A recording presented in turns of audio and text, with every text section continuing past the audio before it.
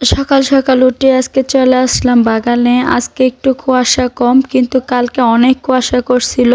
এই জায়গাটায় আসলে অনেক ভালো লাগে, কারণ আমি না, আমার ফ্যামিলির সবাই এই জায়গাটা অনেক পছন্দ করে, কারণ সবুজে শাকসবজি ঘেরা এই জায়গাটা। সবাই একে একে চলে আসতেছে, আমার মেয়ে, আমার বোনের মেয়ে এবং আমার বড় বোনের মেয়ে। হ্যালো এভরিওয়ান, আসসালামু আলাইকুম। চলে আসলাম আপনাদের মাঝে নতুন আরেকটি ভিডিও নিয়ে। বাবার বাড়িতে এসে সকাল সকাল কি করতেছে এবং সারাদিন কি করলাম সবকিছু আছে এই ভিডিওতে। এই যে বাগানে একটা বলবরই গাছ আছে, মাশাআল্লাহ। এই যে বড়ই হচ্ছে, ছোট্ট একটা গাছে মাশাআল্লাহ অনেকগুলা বড়ই। এদিকে আমার চাচাতো ভাইয়ের ছেলে দেখাইতেছে, দেখেন পুপি কত বড় বড় পেয়ারা আসছে। বাগানে সব বাচ্চা কাচ্চা নিয়ে ঘোরার পরে চলে যাচ্ছি গাঙ্গের পার, কারণ এদিকে আমার ছোটবেলার অনেক স্মৃতি লুকিয়ে আছে। যখন বাবার বাড়িতে যাই এই জায়গাটা গেলে হাজার হাজার স্মৃতি মনে পড়ে যায়।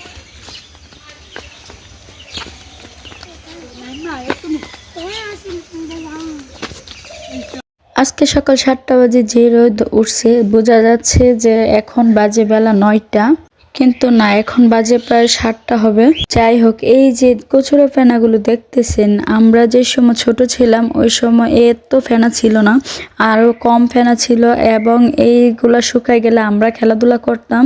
আমার আব্বু এইগুলা পরিষ্কার করে আমার বাপ চাচারা সবাই মিললাম মাছ ধরে এইগুলা থেকে। আমার সাথে সাথে সব বাচ্চা কাচ্চারাই ঘুরতেছে, আমিও আপনাদেরকে দেখাচ্ছি এবং ওরাও দেখতেছে। এটা হলো আমার কিউট আম্মুটা, এটা হলো আমার ভাইয়ের মেয়ে। বাবার বাড়িতে আসলে তো এই সব সবুজ ঘাসপালা বা ধান ক্ষেত সবকিছু দেখতে পাই, কিন্তু আমার শ্বশুর বাড়িতে ভিতর বাড়ি তো, তার জন্য কিছু দেখা হয় না। এই যে ভাঙাচোরা রাস্তা দিয়ে আমি হাঁটতেছি, গ্রামের রাস্তাঘাট এরকমই থাকে প্রায়। আমার কিন্তু ভালোই লাগতেছে, আপনাদের কেমন লাগছে অবশ্যই কমেন্ট করে জানাবেন। আপনাদের ভাইয়ার সাথে যখন আসছিলাম, কিন্তু আমি এভাবে হাঁটতে পারি নাই, কারণ যে পুরুষ লোক বলে কথা, উনি আমাকে দেয় নাই এইগুলাতে হাঁটতে। এই যে দেখতে পাচ্ছেন লাউ গাছটা, এটা আমার আব্বু লাগাইছে। এখান থেকে কয়েকটা লাউ নিয়ে খাইছে, কিন্তু এখন আর লাউ নাই। অনেক হাঁটাহাঁটির পরে এবার সবাই আস্তে আস্তে বাড়িতে চলে যাচ্ছি। যাওয়ার আগে আরেকটা জিনিস আপনাদেরকে দেখে, এই যে তেঁতুল গাছটা, এই তেঁতুল গাছ থেকে আগে কত তেঁতুল খাইতাম, কিন্তু এখন বাচ্চা কাচ্চারা তেঁতুল নিতেই চায় না।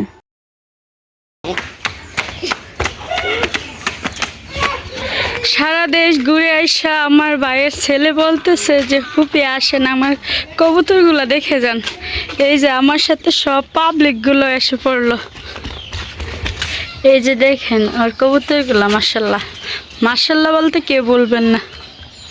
কি কি কবুতর আছে আরাফাত? গ্রিজেল, হ্যাঁ সিরাজি, হ্যাঁ সিরাজির বাচ্চা, সবজি। আমি তো কিন্তু এইসব কবুতরের নাম জানি না, যারা জানবেন তারা কমেন্ট করে অবশ্যই বলে যাবেন। আর আমার বাতিজা তো বলছে। এই যে দেখেন কবুতর দেখে সবাই তো মহা খুশি। আব্বু আব্বু তুমি তুমি পালবানি বড়ইলে? এটা কি, এটা কি উবাইদ, এটা কি কবুতর? কবুতর ঠুর মারে মুকু। ঘোরাঘুরি করে এসে এই যে আমার বোন আর আমি পিঠা বানাতে বসে গেলাম, আর আমার ভাবি ওদিকে চুলায় আগুন ধরাইছে। যেহেতু আমরা এখন আইছি বেড়াতে, তার জন্য ভাবি বলতেছে শীতে আবার কবে আসেন, তা তো বলতে পারি না, বাচ্চাদের স্কুল বন্ধ দিলে তারপরে না আসবেন, এখন খেয়ে যান পিঠা। তুমি পিঠা খাবে না? আমাদের পিঠা বানানো শেষ, আর আমার ভাবি চুলায় নিয়ে যাচ্ছে পিঠাগুলো দেওয়ার জন্য। এই যে দেখে নেন কিভাবে এই পিঠা সিদ্ধ করে খেতে হয়। এই যে গরম গরম পিঠা চলে আসছে, চুলা থেকে মাত্র নামিয়ে আনলো, গরম ভাপ উঠতেছে দেখতে পাচ্ছেন। এদিকে আর শুটকির ভর্তা বানিয়েছে আমার ভাবি। শুটকির ভর্তা দিয়ে পিঠা খেতে অনেক ভালো লাগে। তুমি কি দেখাইবা? হলো তালের রস দিয়ে, নারকেল দিয়ে, চিনি দিয়ে বানানো হয়েছে, যাতে পিঠা দিয়ে বাচ্চারা খেতে পারে। মাশাল্লাহ সবাই পিঠা খেতে বসে পড়লো, আর আমার ছেলেকে দেখেন সবাই খাচ্ছে আর আমার ছেলে দেখতেছে, তার জন্য আমার বোনের ছেলে ওর মুখে দিতেছে। আমার কিউট আম্মুটা দেখেন পিঠা খাচ্ছে কিভাবে। সকালে খাওয়া দাওয়া শেষ করে সবাই চলে যাচ্ছি বাজারে, আমার ভাবি, আমার বড় বোন আর আমি। আমার আম্মু আমার ভাইয়ের মেয়েকে নূপুর এনে দেবে, তার জন্য বলতেছে তোমরা দুই বোন যেহেতু এসেছে, তোমরা তোমার ভাবিকে নিয়ে বাজারে যাও। পছন্দ করে নিয়ে আসো। আমার ছেলে আমার কুলে, তার জন্য আমার ভাইয়ের মেয়েও বলতেছে কুলে নেওয়ার জন্য, তার জন্য ফুপি আর মা মিলে মজা করতেছে ওর সাথে, তাও ও থামবে না, ও কুলেই উঠবে। যাই হোক, অবশেষে চলে আসলাম বাজারে।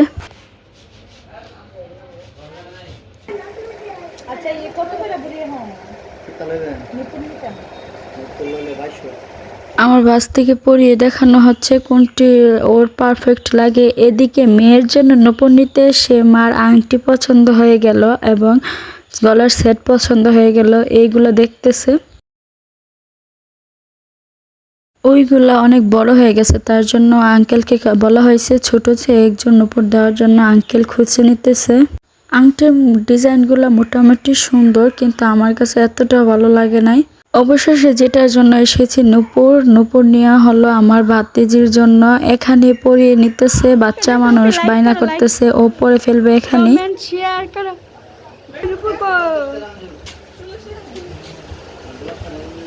বাজার থেকে নূপুর নিয়ে আসতে আসতে অনেকটা লেট হয়ে গেছে। এখন আমার বাবির রান্নার কাজে সবাই মিলে হেল্প করতে হবে। আমার মেজো বোন হেল্প করছে, কিন্তু আমি হেল্প করি নাই, যেহেতু আমার ছোট বাচ্চা আছে কোলে। বেশি দেরি হয়ে যাওয়ার কারণে আমরা কিন্তু রান্নার ভিডিও করতে পারিনি। দুপুরে খাওয়া দাওয়া শেষ করে এখন আমরা চলে যাচ্ছি আমাদের বাড়িতে।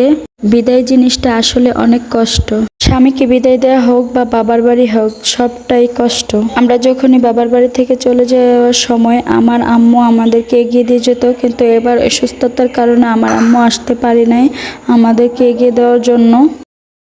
বাবার বাড়িতে আসার সময় এক গাদা আনন্দ নিয়ে আসতে হয়, আর চলে যাওয়ার সময় এক গাদা কষ্ট নিয়ে চলে যেতে হয়। যাই হোক, আমাদের আব্বু আসছে আমাদেরকে বিদায় দেওয়ার জন্য।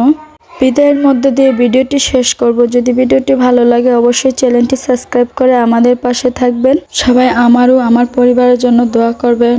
সবাই সুস্থ থাকবেন, ভালো থাকবেন। আল্লাহ হাফেজ।